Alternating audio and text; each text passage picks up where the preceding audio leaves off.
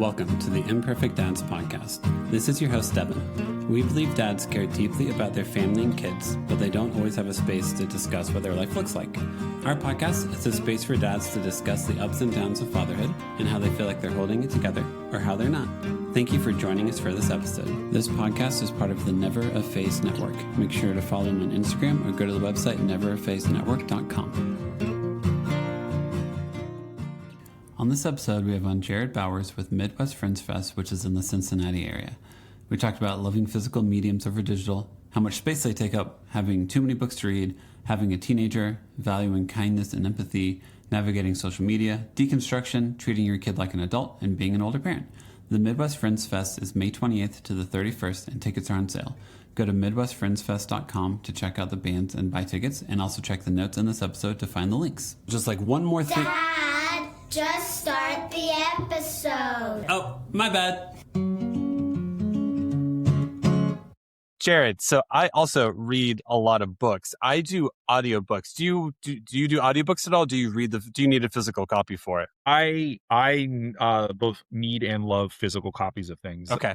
Yeah. So like I'm an avid collector of like Blu-ray and 4K, avid record collector, and an avid book collector as well. I probably have a stack of like 50 books that I haven't read yet. Yeah. And we probably have close to 1,000 or 1,200 books in our house. Okay. Yeah. That most of which I have read. What I'm really hearing here is that if you move, I am not helping you. Dude, I gotta tell you, we did it. We've lived in the same house for, I think we're at 10 years now because my son is 11. When we moved to this house, I was like, never again. Yeah. And I had a fraction of the physical media I have now. So I'm like, no, I mean, it would literally just be one truck would just be physical media. Yep. We moved from Nashville to Denver in 2024. And my record collection is like 200 or 300, something like that. And so I'm from Evansville. So we spent like a month in Evansville before we moved out here. And so I dropped off all the records with my parents, and they actually drove them out because I didn't trust them in a pod. I should just go ahead and sell all of them or set them on fire as opposed to putting them in a pod to sit there for 2 to 3 months while we move across the country. So I'm with you, man. I think I'm near or just above 1,000 records. Damn. But I mean, I've been collecting for, and I say collecting, it's really just been like, I've got a lot of friends in bands. So like, I just keep buying records or like people running records. You know what I mean? Like you make friends and you're like, oh, I got to keep buying records. Yep. But I mean, it's been probably 20 years of collecting and the first 10 weren't serious. Mm-hmm. And then it got real serious real fast. So that's where I'm at now.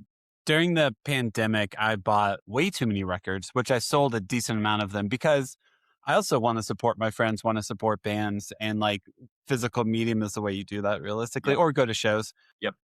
And like, whenever it's a pandemic and all my friends or all the bands I loved weren't touring, I was like, cool, I'm just going to like buy their records online. I'm going to figure out how to give them like $30 here and there. And like, I looked up at the end of that year and I was like, you bought 50 records this year. Yeah, that was, You've listened to 3 of them.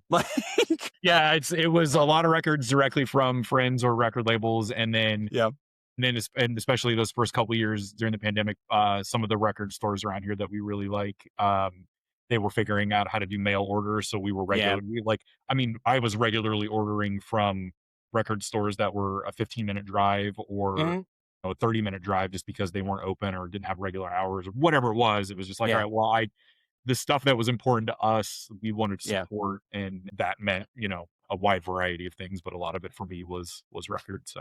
Yeah. Well, because I remember, I think Grimey's is, like the biggest record store in Nashville. Yeah. And like when Jason Isbell released Reunions, I was like, I can't not buy this from Grimey's. Like it feels wrong to like not get a Jason Isbell album from Grimey's. And I think they did something where like they just run it out to your car or something like that. But like I want to support what is technically a local artist in Nashville and like the best local like record store possible in Nashville. So you figure it out. But it would have felt to do that through Amazon would have felt dirty. Like gross, right? Yeah. We were doing that a lot. I mean, we were ordering way too much stuff from Amazon too, but of course, yes. The stuff that mattered, I think, to us, to like our souls Yeah. Yes. What books have you read this year? What are you reading? So the first one that I read that was just a true joy was In Defense of Ska, the the second edition. So I'm 44. I was Okay. in high school like late 90s when like that third wave hit. Yes. And that was the first scene that like I really, really like sunk my teeth into. Yeah. Right. So Yeah. we were going to ska shows and we were dancing and dressing up in suits and like, going to like hang out with like Goldfinger and, bands like, Yeah. like that. Of course. The scene was a little bit more like people were a little more accessible back then. Mhm. So getting to read that was like, it was like really lovely just from a nostalgic standpoint, but there was Mhm. also a lot that I had missed and didn't know. Of So it course, yeah. allowed me an opportunity to go back and like really reevaluate that period of time Mhm. and find a bunch of artists that I wasn't familiar with, which was like really, and I thought I knew a lot of them. Nope. Yeah, right, yeah, yep. It was great. And then I tore through the 7 or 8 books that are part of the Dungeon Crawler Carl series. Holy shit, dude. Like, Yeah. incredible. Yeah, like absolutely. I could not put them down. I think the Expanse series was the only other series that I read as fast as that. Yeah. Sorry, I just Googled it and I was Oh, like, yeah, no. these the cover, the artwork I've Yeah. seen in yeah, okay, cool. Yeah. Super, super good reads. And by Okay. all accounts, the audiobooks are some of the best audiobooks on the market right now. Does it do like a full cast with them? As far as I know. I Okay, haven't yeah, listened to that's them. cool. Yeah. A neighbor and friend has listened to all of them on audiobook. He was like, dude, I know you read the books, but you need to listen Yeah. to audiobooks because they're great. Yes. And then right now I'm diving back into a series by a guy named Jonathan Mayberry. He writes these really super weird, they're like also weirdly masculine, which is not typically my Yeah. forte, but like they're like sci-fi spy novels sort of. Yeah. And it's a series I've been reading for 10 years now. So, and they're the kinds of books that like I start and I'm like, yeah, this is cool. This is fun. It's like pulp. It's like, it's Yep. a pulp fiction sort of thing. And I enjoy that.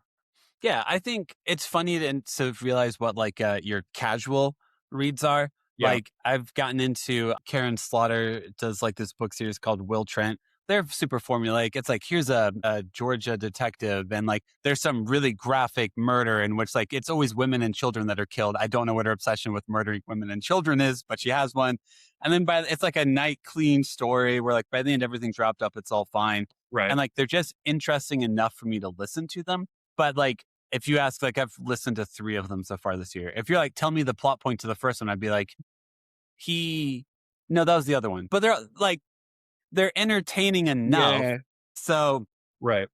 Yeah, and like the Jonathan Mayberry books, they're all centered on this character named Joe Ledger, and like they're weird enough for me to like scratch that like sci-fi fantasy itch. Yeah. But they're also like rooted in the real world, so they're not quite like the Adrian Tchaikovsky hard sci-fi I would read. Yep. So yeah, I don't know. It's like one of those things. Okay, I don't consider it a palate cleanser, but it's kind of that because then I can read one of those. I know there's like another one out I need to go pick up, but then I've got waiting for like new John Scalzi to come out. I just finished. Oh, that was the other one I just read. When the Moon Hits Your Eye, about the moon turning to cheese. Okay. And it's just as silly as it sounds. But also great. I mean, Scalzi's a great writer. He's super funny. He's an Ohio guy, so cool. Gotta love my Ohio authors. Yeah, a lot of good stuff, and my to be read pile is pretty weird too. Being originally from Indiana, I made a like challenge of my own self back during the pandemic to read every Kurt Vonnegut book. So I'm a massive Kurt Vonnegut fan. Where I feel like he also does sci-fi, but like not like I don't feel like I need a master's or doctorate in string theory in order to understand one of his books. They're just quirky enough that it's like, oh, okay, cool. Like, yeah, sure. This jump through time, this figure this out. And like, but it's casual enough where it's not like, hey, this person's actions affected his future. It's just like, no, you can travel through time a little bit, I guess. Right. Yeah, it like makes you think, but it doesn't hurt your brain. Mm-hmm. Like weirdo, like the Adrian Tchaikovsky stuff. There's like the Children of Time series. Yeah. And that's about spiders gaining sentience and like basically becoming the human like spiders becoming like smart enough to have their own planet and start their own society. And sure. And then And it That's just gets cool. like weirder from like, that's the starting point. And then it just gets weirder. And I'm like, all right, you know what? Yeah. I'm going to read this trilogy and then I'm going to find something real simple to read. I'll come back to something else like this. Well, I tried to do the 3 Body Problem. Have you ever tried to read that book? That is a I don't get it. I don't like. Yeah. I listened through the first book and I was like, I can't tell you a single. Some people were frozen. I think they're in a hyperspace. Then they were brought back to life, and then some of them were in a computer. Don't try to make sense of it. Like, I read all 3, and by the end of it, I was like I honestly didn't know what. Like, I was like, I think these are good, and I think I enjoyed them. I honestly don't know. Well, also, I don't read sci-fi from a non-American or British perspective. That's the other thing. Is like I'm reading. This is my very Western mind, which is very problem-solving focus, and that was like math, ethereal. What if you contact aliens? And the whole book is about like how you contacted aliens, and you're waiting for them to come. Who do you become then? And I'm like, normally you contact the aliens come. You say welcome to Earth. You punch them in the face. That's how this works. Yeah, but like that's how we know it works, right? That's what Will Smith taught us. Damn it. That's what Will Smith taught me. Have you ever read any from the book series 33 and a Third? No, I have not. Okay, so there's a whole book series. It's 33 and a Third, which, as you know, is what the RPM is for our records to be played standardly. Yeah. It's people who do deep dives into albums. So it takes like renowned albums like Kid A, OK Computer, Let It Be by The Replacements, Harvest Moon or Harvest by Neil Young, and someone like does a deep dive into it. Like Colin Malloy of the Decemberists, he wrote the entire book for Let It Be by The Replacements. And it's them talking about like what the album meant to them, where it is like in history and everything. There's like someone, Bruce Springsteen, like it's like little pocket books. So they're like 150 pages. My favorite one is on Boxer by The National. And it like goes like the brief history of like who The National were whenever they recorded that album, how that, if that album wouldn't have happened, that band wouldn't still exist today. Like all those details of like, if this album doesn't happen, the next 15 years of their career doesn't happen. Sick. So National is a Cincinnati band. Yes, it is. Yes, it is. So yeah, and they do a couple years ago they brought back Homecoming. So yeah, we our passions run deep for the National here. Yeah. They should. They should. And all of their I still have yet to listen to Matt Berenger's second solo album, but I know it's very Cincinnati. I think he spent a lot of time in Indiana also. Sure. Focus, but I still need to, just like books, you look up and you're like, that guy who inspires me every time I connect with his art released something. Sure. And I haven't listened to it once. Right. And I love The National. Like, I'm surprised I don't have a tattoo of The National. Sure. Like, I'm that level of The National. So, yeah. I appreciate that. Yeah. And you mentioned Colin Malloy. I love the Decemberists, but like, Colin Malloy's, was it a live solo album that he did? There was a solo album that like, whatever that first one he put out, like I still listen to and absolutely adore. He has 4. He does like, he sings Sam Cooke. He sings Morrissey. There's a compilation album or vinyl that I have where it's like 4 discs and every side is it. But yeah, no, like it's him doing live concerts of singing music that he shouldn't be able to sing. Sure, but he doesn't. But he can sing. Have you ever read Colin Malloy's young adult fiction stuff? No, I have not. I didn't know he did. I didn't know he was also, of course he's also an author. Yes. He has a book series called Wildwood in which he basically created Narnia in the backyard of Portland. So it's that a girl has a younger brother who gets stolen by crows, and then she goes into another world that's run by animals and has to save her brother. This sounds like so quintessentially Colin Malloy, like that. Yeah, like that 100% tracks. And of course, his wife illustrates all of it. Yeah. And he also has another one called, it's about pickpocketing. It's like Da-Da-Da and the Grenadine Kid, where it's like a kid who is like a son of an ambassador in Europe and falls in with a gang of pickpocketers, and it's his adventures with pickpocketers. Amazing. I love that. It's fantastic. I'm just going to get him. They'll be for my son, but like, you know. Yeah. They're really good. The first Wildwood is a trilogy, and I feel like with most trilogies, the first one is world building, sets up this really fascinating world, and then the second one expands it, and then the third one tries to tie it all up. And like some series do that well, some don't. I feel like I remember it being decent, but it's now been a decade. I remember the first one being like extremely good, and then I don't remember how it ended. But also, what I'm probably reading, I need to sit more with books. Sure. Yeah, it's all right, man. And look, the last decade, it's been a hard one. So yeah, right. There are things that have filtered in and out, I'm sure. Yep. Yes. Speaking of, how many kids do you have? Ages, all that good stuff. I have 2. I have a stepchild from my wife's first marriage, who will Hmm. be 20 this weekend. Cool. And then we have an 11-year-old as well, and he'll be 12 in May. Nice. What I also have a May birthday. When I'm May May 12th. 13th. May Oh, I'm the day after. There you There you go. go. All right. Look There at you go. that. Yeah. Nice. Well, I guess, I mean, my birthday is, even though I'm not Cincinnati, it is full Cincinnati because I'm 513. 513. That's a good one. Yeah, man. That's it. Yep. So that's funny. We love celebrating 513 Day here too. So I'll Thanks. raise Next a time in your head. glass Yeah, to yeah. you at the same time. Yeah. Appreciate that. Yeah.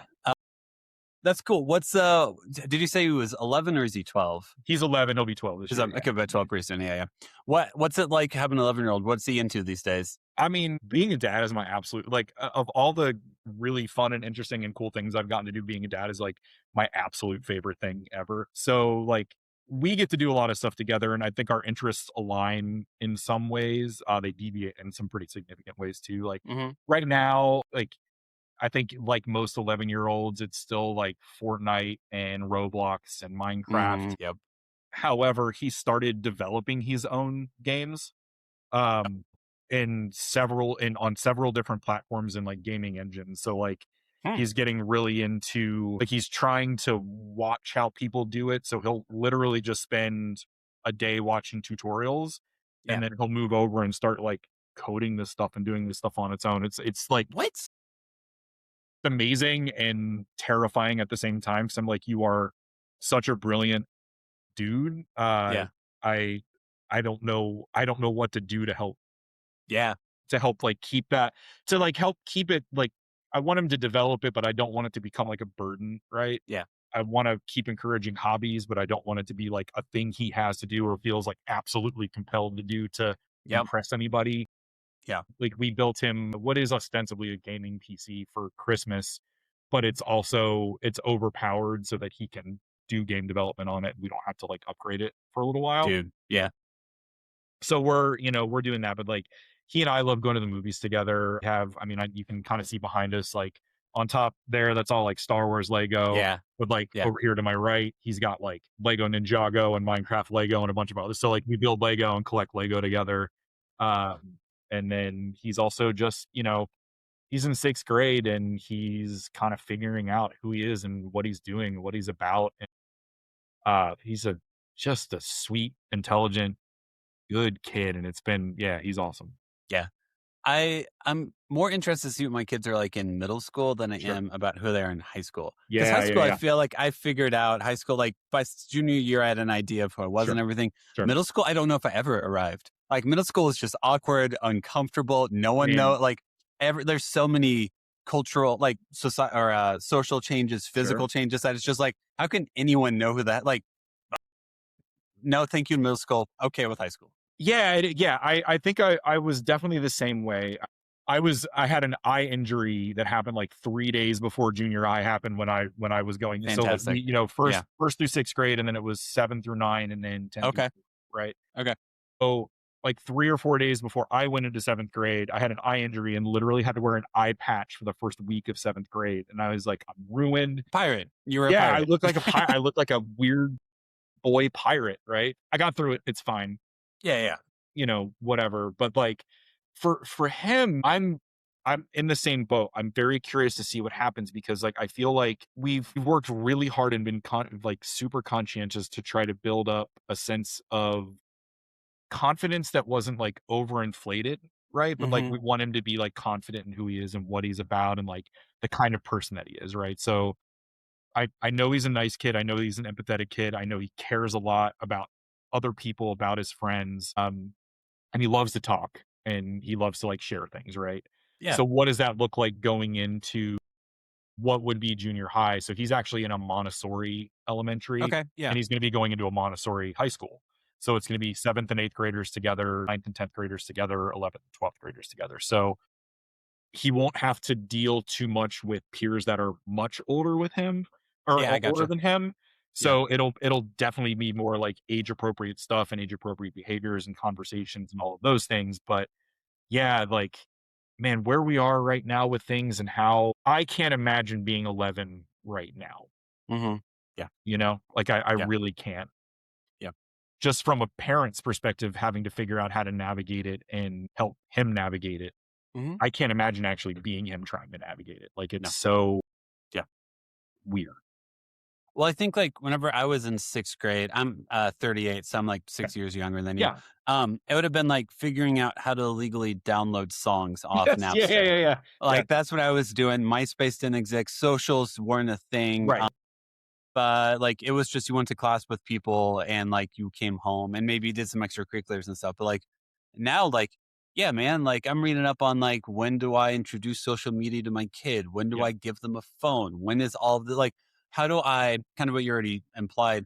I want them to have stuff that developmentally is healthy for them because I want them to know the world exists, but I want to kind of share the world with them in a way in which they can conceptualize it. Because like going up to your 7th grader and being like, here's calculus, you should understand this. They're going to be like, I don't know what the hell any of this means. And like, it's to me, it is cruel in a way to expect someone to understand something that they were never meant to learn about without building a solid foundation first. 100%. And I think like it sucks because, we're in a time where as much as we want to protect our kids from those things, not to the point of sheltering them. Like you don't want them to be naive and you don't want them to go out into the world as they get older and be completely and totally shocked by how just like existence. Yeah. Like you don't want them just like beat over the head with it. But it's like, how do you dole out that information? How do you explain it? How do you share it?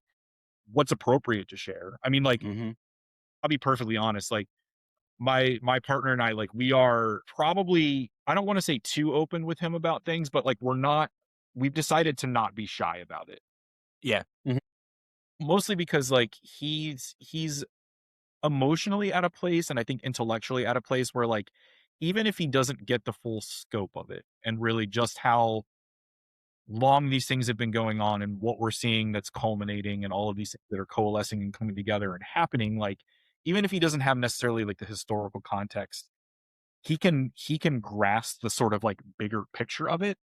And because of who he is. And, I like to think because of how we raised him and the things that we've instilled and the conversations that we've had and all of this stuff, like, it's been really, really heartening and humbling and like affirming to have him come down on the side of like justice and truth and empathy and wanting to see things be better and like actively engaging in his own community to do that. So huge and so important to me personally. And I know it's my partner as well. So like, I feel like the foundation is there and I'm really excited about that. So it's like, how do you keep building on that in a way that's age appropriate, in a way that's like mental, like appropriate for someone's mental health as well, because you don't want to burden them with all of these things and like, have them go into existential crisis mode at 12. No. But you can't lie to them and you can't keep stuff from them because all of that information, because of social media, because of YouTube, because of whatever, it's all out there. So that's another thing you have to figure out how do you control the flow of information of where they're getting their information from? And like, there's so much, right? So much. Correct. Yes. Well, because like I think the heart of that is to protect childhood, and not even like I wouldn't even say like to protect innocence, which I think is always like tied in with that, but just to be like, oh man, once you become aware of something, then you do feel a need. I personally feel a need to do something about it. Yeah. And once I see something, if I unsee it, I don't like that version of me. If it's like, hey, this racist thing happened, and then I'm like, no, it didn't. It's like kind of objectively did. But fine, if you want to ignore it, now you're ignoring something you could probably take a stand, you could probably do something against. So that's more how I view it, is like, hey, once I open this door doesn't get closed. So how do you figure out which doors to open for your kid? And like, I have 3 kids. I have a 10-year-old daughter, 8-year-old daughter, and 4-year-old son. So like, it's all different. Every single person has a different door. Absolutely. You got a lot of different things going on there. Yeah. Exactly. And like the oldest one, if we only had one child, the doors I would be willing to open for her to understand would be drastically different. Sure. But because whenever she's in the room, if she's like, hey, what's this? And then we want to give her an honest answer. But then the 8-year-old is there and she's like, what does that mean? I'm like, well, I don't want to have this conversation with you, but I'll have like, the 4-year-old's like, what does that mean? I'm like, no. So we're going to put a pin in that. We're going to circle back in a couple years and we'll take care of that then. Yeah. Fine. But Yeah, lots of things. And it is fascinating to me. Like, our first kid was born in 2016, and I did not care about politics. I did not follow politics until 2016. And a lot of that is Trump getting elected and the temperature being turned up to 5 billion degrees and having a kid. So it is fascinating to me whenever parents are like, I don't follow politics. I'm like, but politics infiltrate your school system, your day-to-day life, how people feel, how people's anxiety levels and all that. So like, I no longer can ignore politics, but it is trying to keep a healthy release valve on it, because I can read news all day long. I can get furious about every single detail, local, statewide, globally. And that does not lead to connection. That leads to self-righteousness. So finding that balance and then trying to teach a kid it is fun. Fun. I mean, it's next to impossible.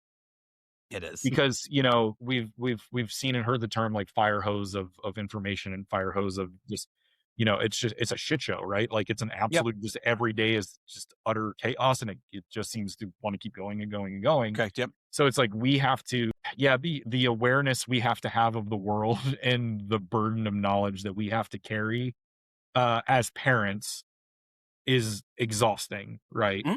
Just on a even just on a local level, you know, because you've got, like, I can't imagine being a parent in like Minneapolis right now. No, or some of the, you know, it just, I can't fathom that. Like, I'm like, you know, I feel like we have it it's difficult enough here in Cincinnati, and like, yeah, there's ICE presence, and yeah, Trump was just in town yesterday, messed up traffic for everybody, and just kind of ruined everybody's day just by merely being in proximity. You know what I mean?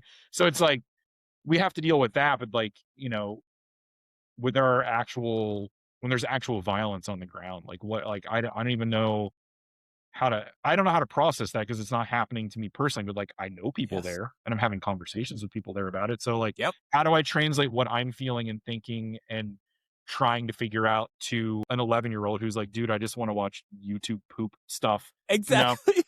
But like, at the same time though, he's not shy about, hey, I saw this, or I heard this, or what. He's not shy about coming to us for like clarification or more context or more information. And I really love that about him.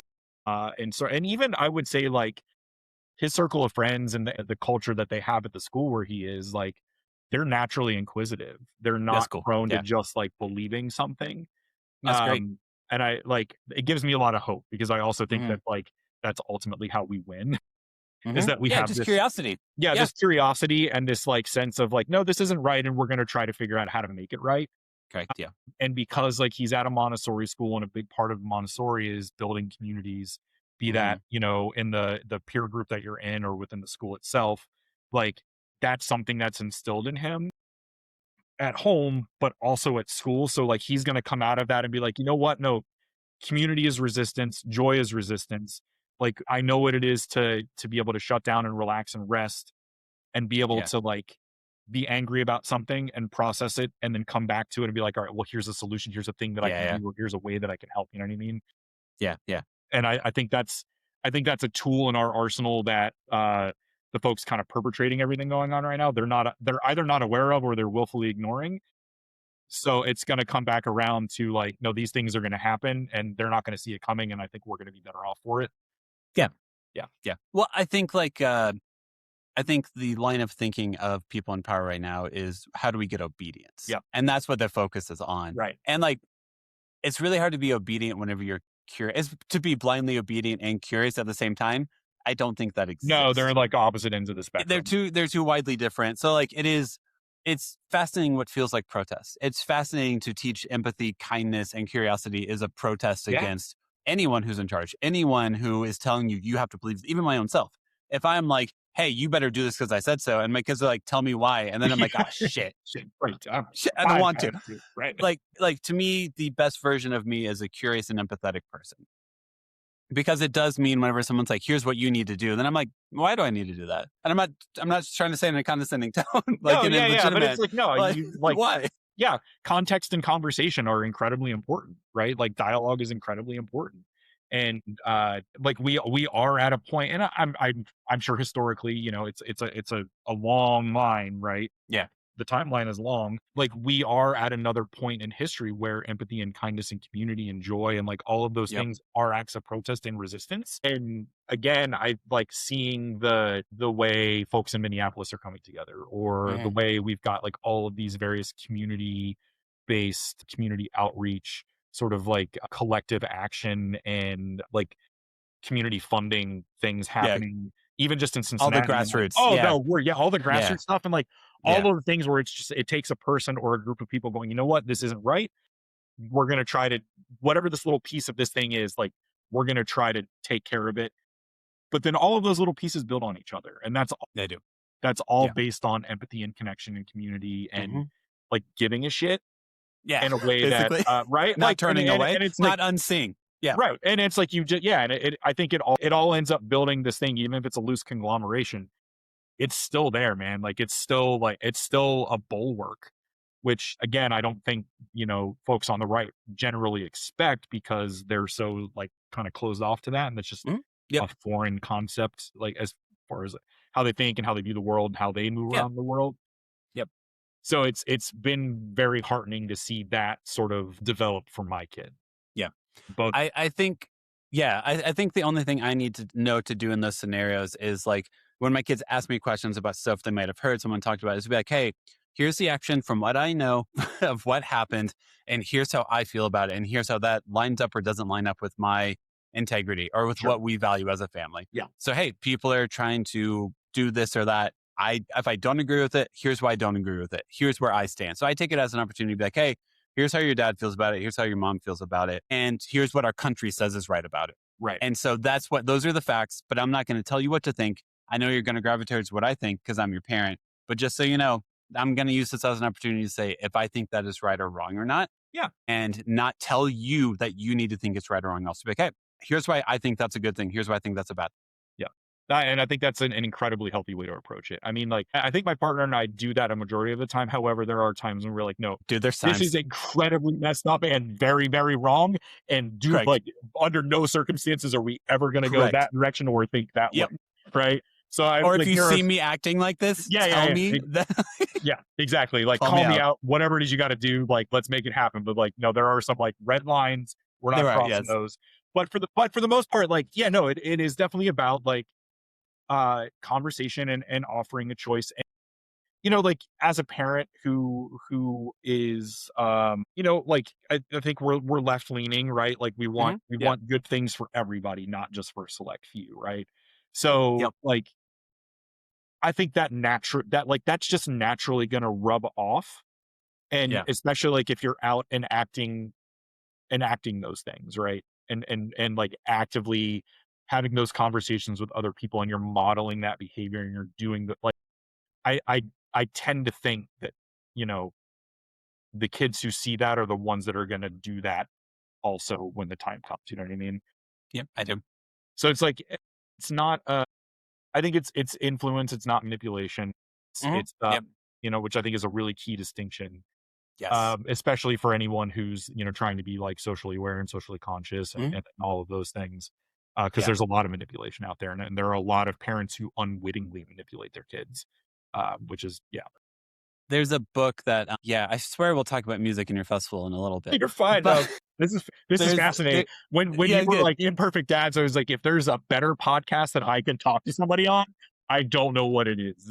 Yes, there's a book called, I got to double check what it is. She was nice enough to be on there. But I think, like, I don't think that, sorry, I'm going to look up the name of this book and remember what the name of it is. Will my internet connect to my phone?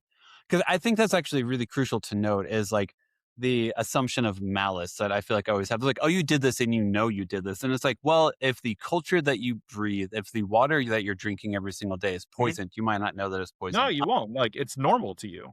Yes. There's a book called The Myth of Good Christian Parenting by Marissa Frank Spertz. And it's her talking about all like the James Dodsons and all that, and how that theology came to be and what the ramifications of it are, basically. Because like the other half of the title is like how this line of parenting betrayed Christian parenting, basically. Because it is the thought of like, these people are like, hey, my church told me to do this. My church told me to believe this. My church told me this would lead to good kids. And their kids became adults and they don't talk to them anymore. because they were told authority, obedience is how you raise a healthy child and keep them safe. And to me, we also try to focus on conversations so much. And it's freaking, I don't always want to have a conversation. I want to just be right. And that doesn't lead to connection, that doesn't lead to growth. That leads to my kid obeying and fearing me. And that does not lead to a kid who knows who they are, who knows what their own boundaries are, and knows how to protect themselves in any way. Absolutely. It's a kid who exists for me. Right. Fuck that. That's No, not like, I'm not doing that. Exactly that. No, exactly that. So my partner grew up in a heavily like theology based environment, right? Yeah. And her entire family has been doing like they're on decades of deconstructing and rebuilding themselves, like who they are, how they operate, the things that they believe in, the things that they're willing to talk to others about. I mean, it's just it's been really interesting to kind of watch that, because I'm agnostic at best and atheist most days, right? Yeah. So like from my perspective, kind of watching them go through this and sort of end up where I am. But these are like 60 and 70-year-old people, like my in-laws and then like my partner's sort of like extended family and like and all of that. It's been really fascinating, but also I think that's another weird little weapon in our tool belt.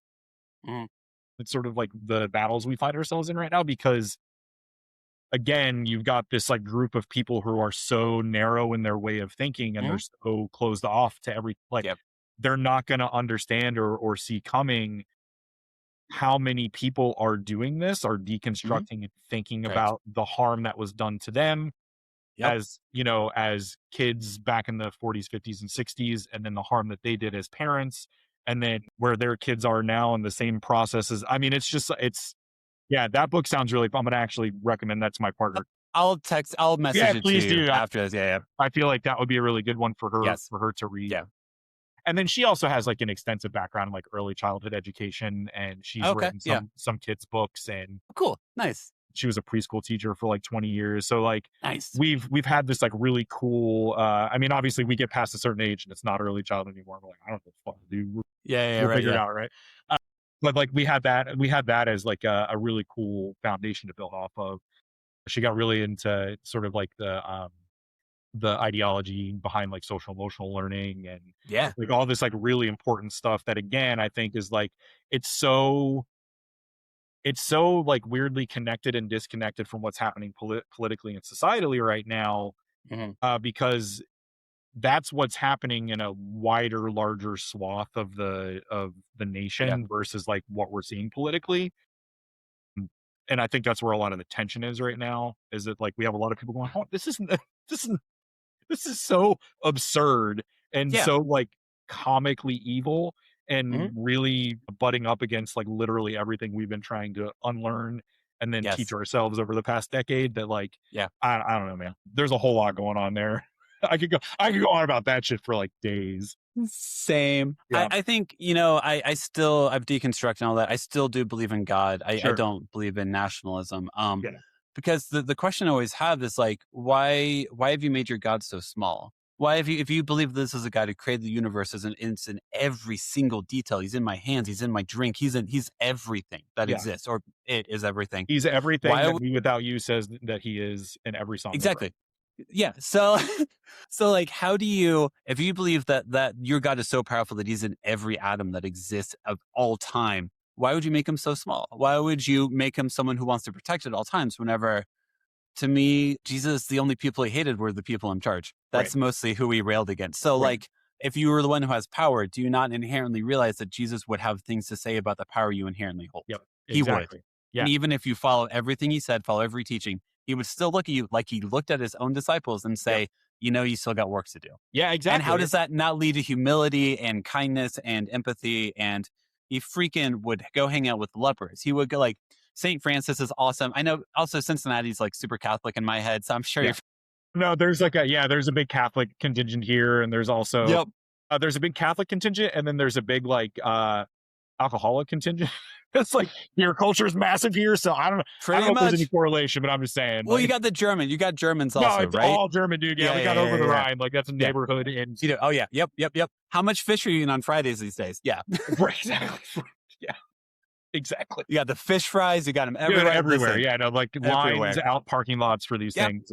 It's wild. Totally get it. But that's the thing that like as I get older, I want to continue to keep not get a closed fist. Yeah. Because it is extremely easy, regardless of what you believe politically, to assume that something will take what you have away from you. And I don't know why that's inherent in American culture to be like, well, this might all be gone one day. Whereas I'm more like, why shouldn't I just say, oh my God, I had anything ever? Oh my God, I ever had something. Oh my God, this ever existed in the first place. Wasn't that the gratitude you should come to and start your day with, as opposed to, how dare someone try to take this from me? You didn't even know you were going to get it. Like in the first place. Yeah, man, I could not agree more. I genuinely could not agree more. And like I said, even as a agnostic on my better days and an atheist on my less better days, like I have very frequently asked the question of, why have you put your God in a box that's so small, so small, and so constrictive, and so correct? And then you can break him out of that box and use him for your purposes and manipulate whatever. And it's just like, I never understood that.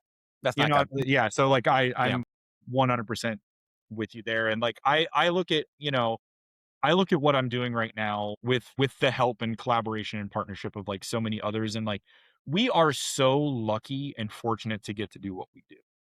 Mm-hmm. And everything that's going on, everything I've been able to work on in the past few years, and then, decades at this point, because like music and community and like that stuff has been a part of me since I was in high school. Right. Yeah. Like all of that stuff is a privilege. Mm-hmm. And there's not even on the worst days, even on the hard days, even on the days where I'm like, why am I doing this? It never escapes my awareness that like, man, I could literally not be doing any of this. This could all collapse at any moment. This could never have happened in the first place. And who knows where I would be or what I would be doing. You know what I mean? Mm-hmm. So I genuinely do try to come at all of it from a place of gratitude, because I feel like if you're not sincere in that gratitude, and if you're not sincere in the conversations you're having around that, then man, for real, what are you doing? Like, why are you doing any of this? What's the point? Yeah. Which is fascinating because to me, like, that's actually like, I believe that to be like a Christian principle. Sure. Is Jesus did his miracles by walking around and helping who was around him. Yeah. That was like, that's what he did. Someone tugged on his cloak and he said, oh, you need help. Let me help. Like, to me, like, that's if someone's near me, how do I try to make eye contact and like show kindness and love to them in some way? Do I ever see them again? Who cares? Doesn't matter. They're a person. I'm a person. Are we both drawing breath and in the same space? Cool. Let's figure out how to make our existence a little bit better for whatever time we get to spend together. No, exactly. Even if it's just eye contact or a thumbs up or a smile or be like, yeah, like I try to like I am, I'm 44 and I've had to work through a lot of things that like my dad inadvertently handed down to me, as far as like absolutely temperament and not necessarily ideology, but like behaviors. You had stuff to unlearn. I had stuff to unlearn, stuff to unpack, right? And I all do. I know I'm better than I was 5 years ago. I'm better than I was, and that was better than I was 5 years before that, and so on, right? So like marriage and kids and all of that stuff, like it's like growing up all over again. Like you have to unlearn and relearn so much stuff. You do. But like you've got the whole like manosphere thing happening, and just the fucking grift that is, and the way that that's playing on concepts of masculinity and developing that into toxic masculinity. Every day I try to interact with a guy, regardless of who they are, where they are, what they are, it doesn't matter, like, and offer them a compliment or check in and just like really try to like connect in some way. Especially with like, even, like, or I'm at a point now where like a lot of my friends, peers, contemporaries, like people who are my age, even a little bit younger, like we're constantly hugging and telling each other we love each other, and like all of these things that like I could not have conceived of doing that even 5 years ago, because I just I wasn't there as a man and as a dad and as a parent and all and as a partner and all of that. But like to be there now is just like, man, it is so joyful and fulfilling. and I like has like legitimately changed the way I, and like I've always tried to be positive and work in a positive way, but like to be where I am now and just be like, no, like this is literally who I'm just a happy dude, and I want to make sure other people are happy and taken care of and doing well, and if I can help, I'm going to, and if I can't, I will find somebody who can. Like that's where I am in my life right now. Mm-hmm. Yeah, it's a cool place to be, man. It's such a cool place to be. I'm a big fan of I'm sure my friends are annoyed by it, the follow-up text. Like you do a hanging, like, dude, that was energizing to hang out with you. Yeah. And I appreciate that. Or like, hey man, like it's good to break up my routine and hang out and everything. So like, just know like, hey, if you want to hang out again, go get dinner. I want to do that too. Because there's ton existence is an insecurity. Yeah. So like, why not if you feel a connection, call it, say it. Yeah. Why not? And 100%. like, it'd be good. Why not look at someone and be like, hey man, I really appreciate being able to connect with you on this. And like know what your own needs are. If you have a deficit that you're hoping they meet for you, know that before you give the compliment, you know? Oh, yeah. No, 100%. Yeah, for sure. And I'm the same way.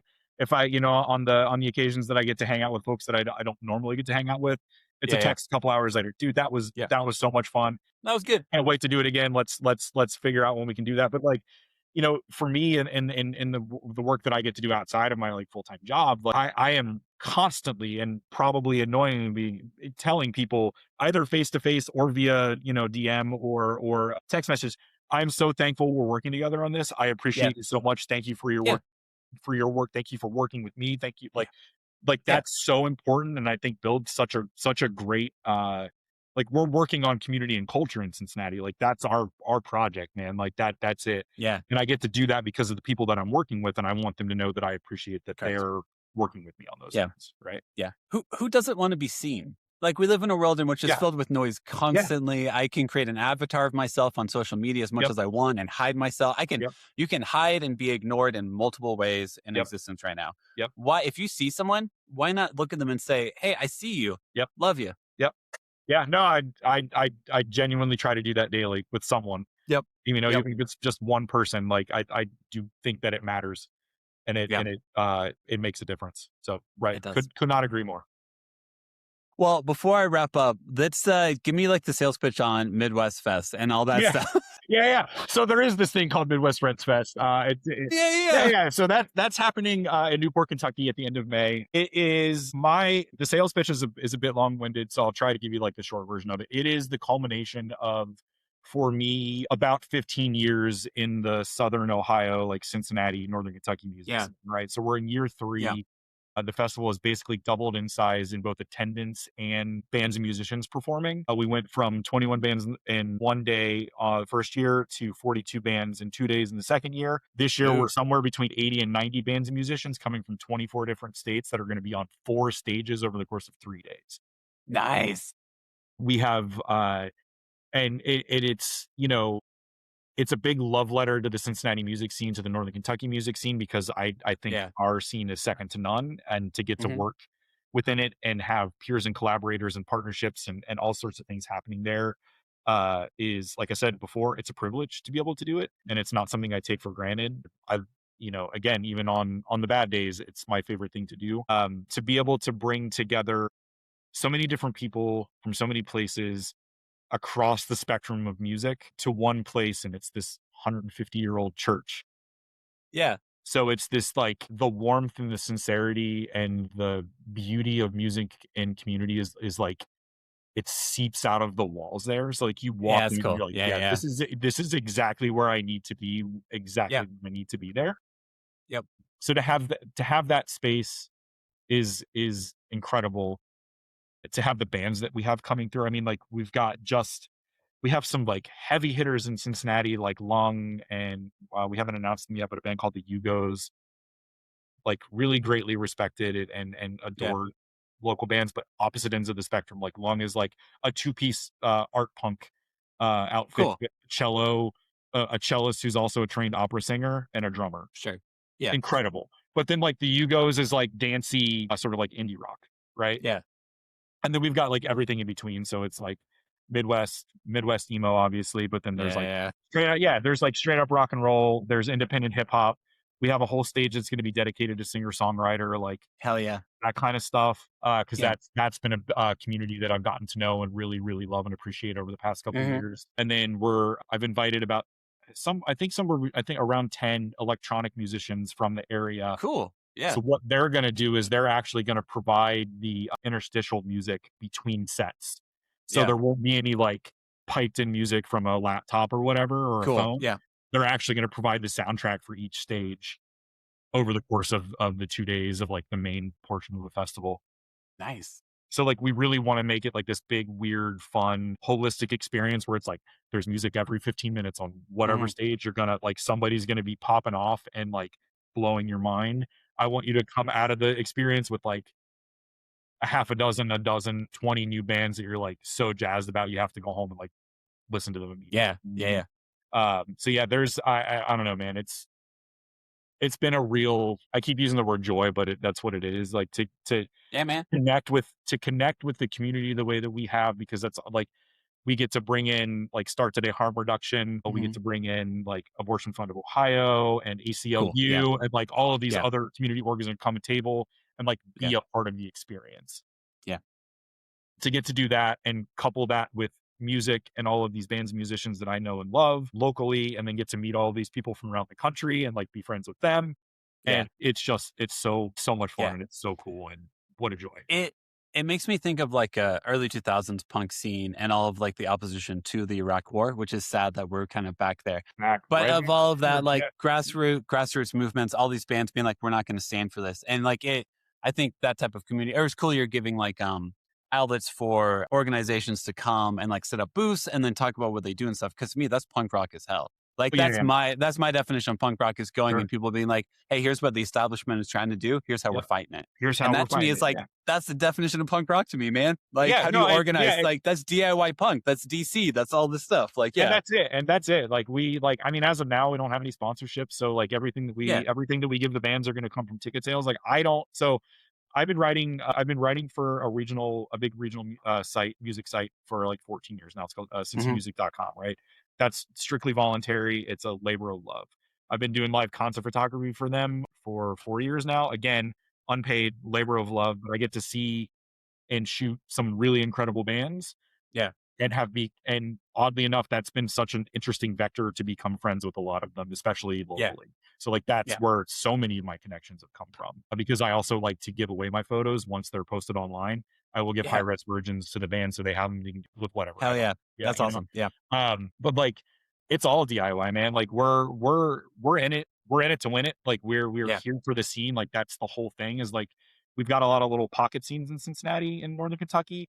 But something like Midwest Friends Fest for me is an opportunity to bring those pocket scenes together and kind of be like, no, there's this actual whole thing happening, and I want you all to pay attention. So like then we get these like really incredible out of town bands to come through, and they get to connect with these really incredible local bands. Yeah. And then friendships are formed and tours are formed and collaborations and partnerships are formed. You know what I mean? There's just like so much cool stuff that comes out of it. Yeah. Yeah. That's cool. And then you make the communal hub for it and just, that's awesome. That's great. Yep. So yeah, it's been so much fun to work on. And like, we've already got several bands interested in next year. And I'm like, I got to get through this year first before I can even like start wrapping my head around that. Right. And then I'm already thinking about year 5 and like how I want that to go and what I want that to be. And then trying to figure out, after year 5, what do we do? Is that, is that how much of a thing is this?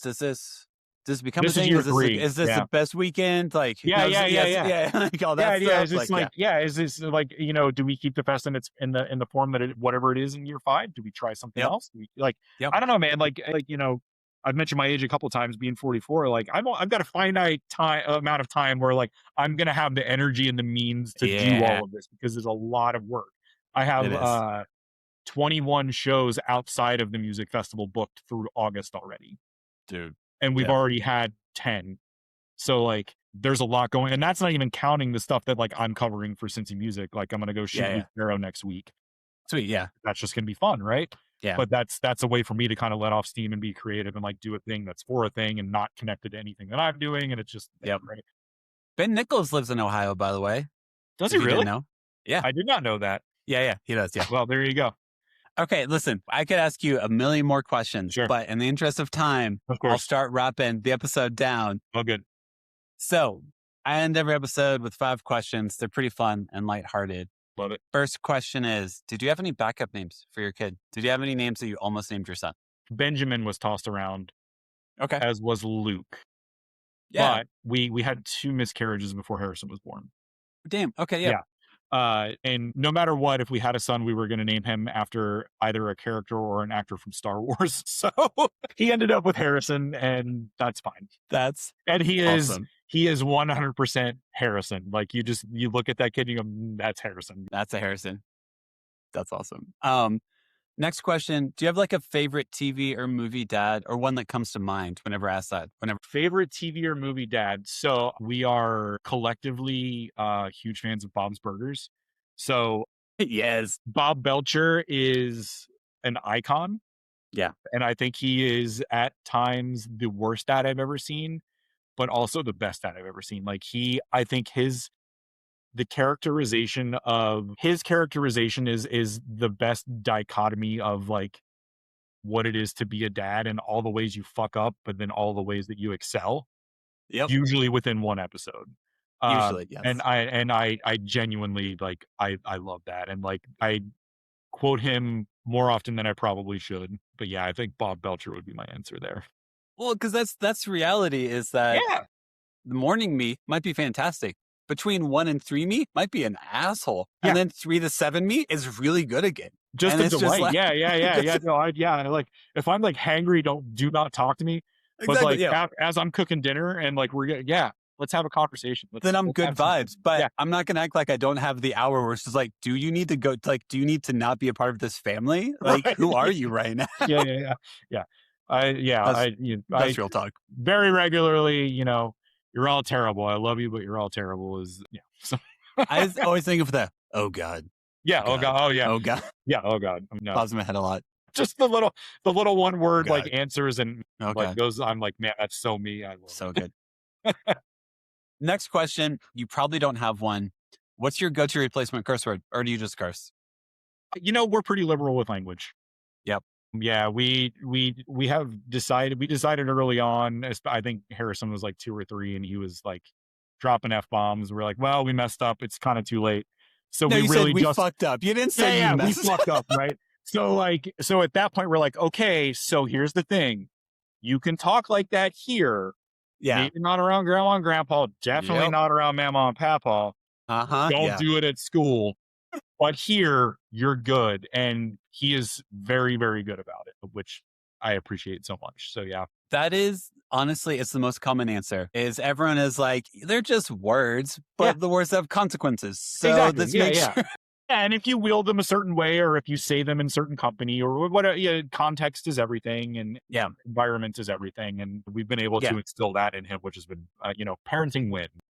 Parenting win. If you get a phone call from the principal at the school, it's not going to be about language. So absolutely not. No, absolutely not. It'll be something stupid, but never exactly. Language.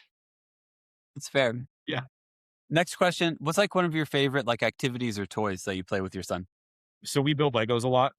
That's so cool. Yeah. So we're already plotting out like what our next big set is going to be. And it'll probably be the first one that we build together. Like we just started watching season 2 of One Piece.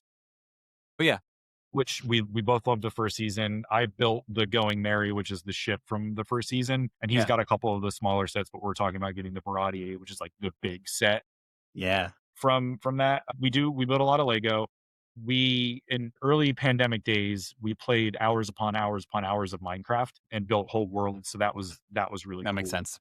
Yeah. And like he's 11 now, so it's a lot less about like physical toys, but like we go to the comic book store together. He collects like Dungeons and Dragons miniatures because he's getting into like GMing for that, and like cool. Yeah. Where like loves to tell stories and world build. Yeah. So stuff like that where it's like we're being nerdy and creative and having fun that way. Nice. Yeah. And then last question, what is your least favorite kids show? Least favorite? Yeah. IU. I have never wanted to, and this sounds terrible, I've never wanted to kick a kid in the head so much. but like everything that comes out of that kid's mouth like is like nails on a chalkboard. I even look at Caillou and I'm like, I can't handle it, man. Like it sets off something like primal in me. Here's what I want to know is I have asked dads this question from almost every region of the country, different ages and all of that. I am more surprised when someone doesn't say Caillou. Like every single dad, like Matt Pryor, the Get Up Kids was like, I fucking hate that kid. That fucking voice is awful. I made up a fucking song. How much I fucking like. He dropped the most F-bombs in 30 seconds possible. Just like the vitriolic, right? Yeah, no, it really like I had interviewed Matt Pryor a couple of years ago for an article, for Cincinnati. Like super nice guy. I'm just glad I have something in common with Matt Pryor now. Like that's something I could take away from here and be like, yes, all right. You know what, man? I'm not doing that bad. We both hate the same. Yeah, no, if me and Matt Pryor have that in common, I'm doing better than I thought. Like we're good.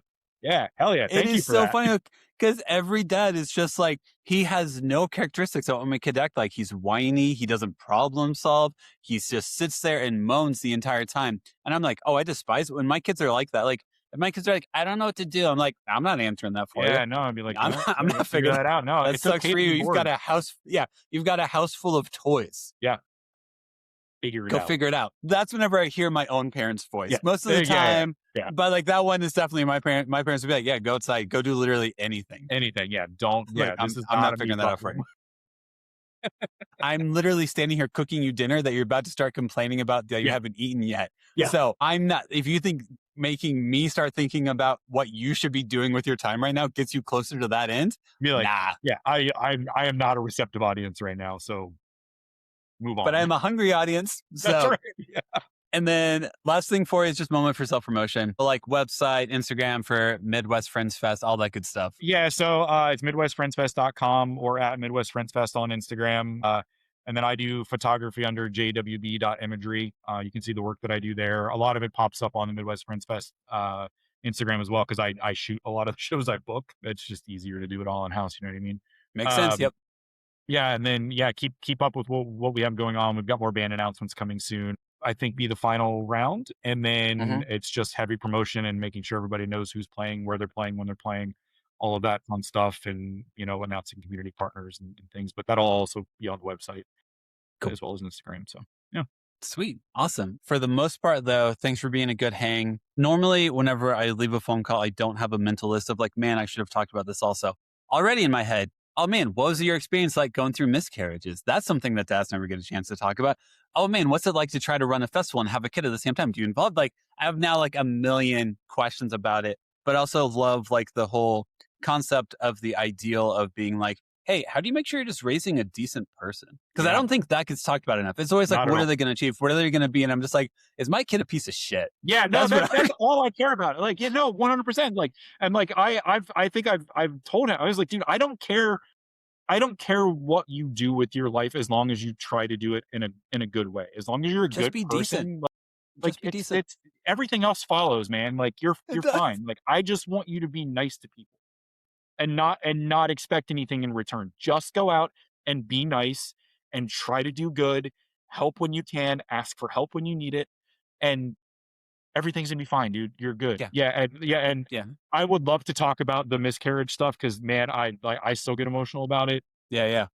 So like, if you ever want to have another conversation, please let's come back around to it because sweet. Yeah, there's a lot about being an elder emo in the scene with a kid, trying to navigate booking and running a festival and like all of the other things that I need to do to be a whole person in order to be a better parent, you know what I mean? And a better friend and a better partner and all of those things that I don't think are generally talked about. They are not. Especially by guys. No. Do you ever listen to American Aquarium? Yes, they play here regularly. Yeah. He has a song about having a miscarriage in which like the first verse, it's like him basically looking at his wife and being like, hey, we just got to get out of town. We got to get out of we got to change our energy in some way. And it's just the hope of him being like, let's get out and let's actually talk about it because we don't know how to talk about this yet. And I think he said it wasn't until like his daughter turned 2 that they learned how to talk about the miscarriage. Yeah. And like, I think the second verse is like just fucking brutal. And which is like him talking about the process. I didn't have a miscarriage, but it still just makes me feel so emotional, is taking apart the crib. Yeah. And like taking the room apart. Yeah. And him being like, I thought I knew what hard was until I did this. Yeah. And you're just like, fuck. Yeah. Man, I mean, those were really challenging because like we got to the point where like when we had those when we had the miscarriages and they were physically brutal on my partner. I mean, just absolutely fucking brutal, physically and mentally and emotionally and all of that. But when we got to the point where Harrison was 20 weeks and we were talking about it openly with friends and family and stuff, like Yeah. but if it happened, like if it happens again, like we can't do this again. We're done. He was still premature. She was induced at 37 weeks, but she was on modified bed rest from 32 because she had preeclampsia and a bunch of other stuff. Yeah. No matter what, that was going to be the last time we tried for a kid of our own. And luckily we, everything was good and Harrison's a great kid. And, But what a journey. Absolutely. What a journey. So, there was something else I was gonna mention, but I don't remember what it was. Either way, what a great You're good, man. Evan. Thank you so much. This was awesome. Thank you. I really appreciate it. Thanks for being willing to talk to me and everything. And thanks for your time. I appreciate it. Thanks, you too. Let's do this again soon. I would love to. I would love to have more conversation. This is great. Yes. All Perfect. right. Appreciate it, man. Thanks, man. See you, Jared. Cheers. Bye.